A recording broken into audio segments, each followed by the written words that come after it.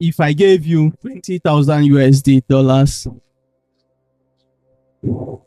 to trade for 90 days, which market are you going to choose? Are you going to choose the Forex market or the stock market?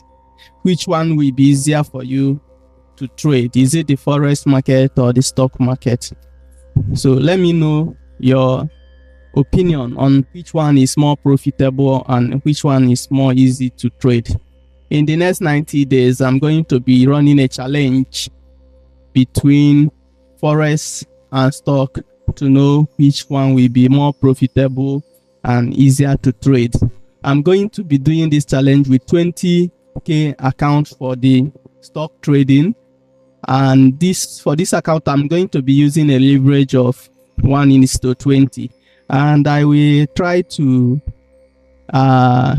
use a maximum risk of 0.50% per trade.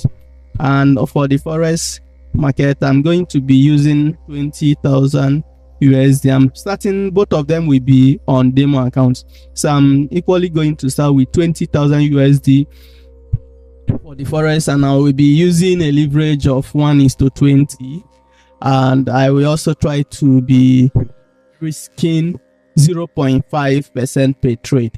So feel free to subscribe and join in this challenge.